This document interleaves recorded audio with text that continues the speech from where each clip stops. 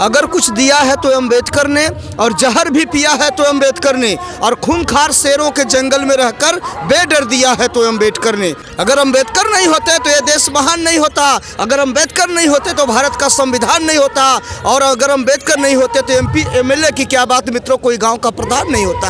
अम्बेडकर अम्बेडकर अम्बेडकर मानो फैशन बन चुका है। अगर इतनी बार भगवान का नाम लेंगे तो सातों जन्म में स्वर्ग मिलेगा, ऐसा कहना गृह मंत्री अमित शाह जी का था।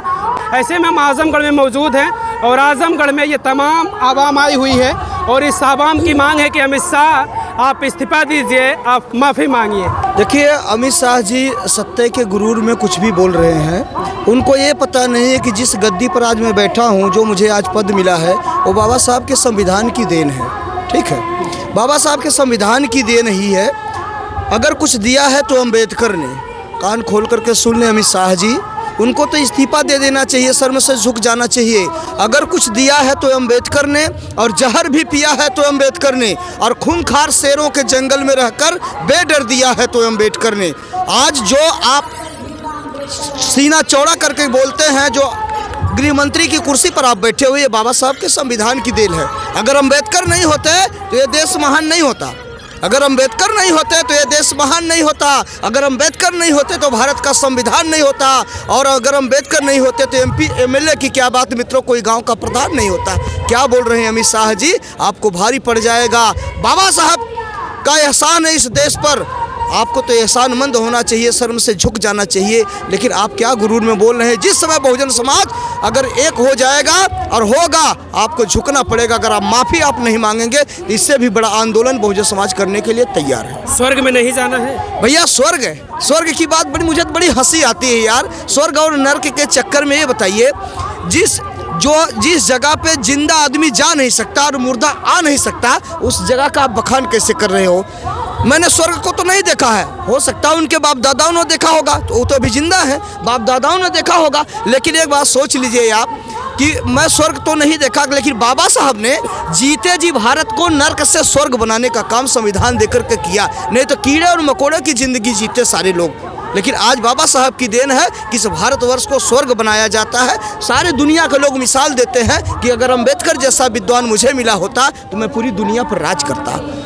वो कह रहे हैं कि हमने कोई अपमान नहीं किया है, ये सब विपक्ष की चाल है, ये सब विपक्ष करवा रहा है, ये माहौल क्रिएट कर रहा है विपक्ष कि अम्बेडकर का अपमान किया अमित शाह ने। कोई बात नहीं है, अगर विपक्ष कर रहा है, आप बोले हैं, सदन में बोले हैं, पूरी दुनिया देख रही है आपको, पूरी दुनिया लाइव देख रही है आपको। तो कह रहे हैं कि 11 सेकंड का सिर्फ वीडियो चलाया जा रहा है, ये लोगों के बीच में ये भ्रम फैलाया जा रहा है, हमने ऐसा कुछ नहीं कहा है। तो फिर आप माफ़ी मांग लीजिए ना, आकर के बहुजन समाज से, पूरे भारतवर्ष के नागरिकों से आप माफ़ी मांग लीजिए कि हमसे गलती हो गई है, हम ऐसा दोबारा गलती नहीं करेंगे। या तो आप अपने पद को छोड़कर इस्तीफा दे दीजिए। आपको लग रहा है कि ये आवाम कामयाब होगी, कामयाब होगा? इससे भी बड़ा आंदोलन, अगर कामयाब नहीं होगा तो इससे भी बड़ा आंदोलन बहुजन समाज करने के लिए तैयार है। जिस दिन बहुजन समाज अगर अपना पसीना बहा देगा, अमित शाह जी आपका पता नहीं लगेगा, पसीने की बाढ़ में आप बह जाओगे। संविधान बचाने के लिए ये लोकसभा चुनाव हुआ, विपक्ष लड़ी कि संविधान हम बचाएंगे, अगर भाजपा की सरकार बनी तो संविधान में बदलाव हो जाएगा, संविधान खत्म हो जाएगा। लेकिन यही वो आवाम है देश की जिसने विपक्ष को चुनाव नहीं जितवाया।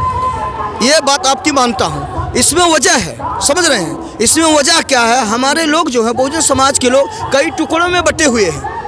एकता, जिस दिन एकता मुट्ठी जिस दिन बंधी होती है मित्रों, उस दिन जो है उसमें बल होता है, और जिस दिन मुट्ठी खुल जाती है तो उसकी जो है शक्ति खत्म हो जाती है। यही थोड़ा सा प्रदर्शन हमारे लोगों ने नहीं कर पाया उस चुनाव में। लेकिन आने वाले समय में बहुजन समाज के लोग अब समझ गए हैं इनकी रणनीति को, वो तैयारी में पूरी तरह से लगे हुए हैं।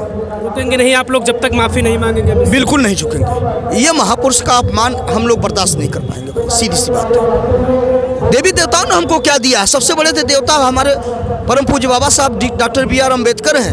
उन्होंने संविधान अगर नहीं दिया होता तो आज आप क्या करते, हम आप क्या करते बताइए? आज आप पत्रकारिता नहीं कर पाते बंधु, ये बाबा साहब के संविधान की देन है। देवताओं का आप लोग जिक्र करते हैं, इस पर भी राजनीति होती है, सारी पार्टियां हिंदू मुस्लिम करके तमाम जाति पे बात करती हैं, यही सब पे तो राजनीति हो रही है। आप कह रहे देवी देवताओं ने क्या दिया? कुछ नहीं, हिंदू का मतलब यही है, हीन भावनाओं को पैदा कर देने का मतलब यही हिंदू है। जिस दिन बौद्ध राष्ट्र बन जाएगा, बाबा साहब का जो अम्बेडकर साहब का सपना था कि यहाँ के मूल निवासियों के हाथ में सत्ता पहुँचाना और पूरे भारतवर्ष को बौद्धमय बनाना, जिस दिन ये हो जाएगा उस दिन अम्बेडकर का सपना साकार होगा और न किसी देवी ना देवताओं से हमसे किसी से कुछ नहीं।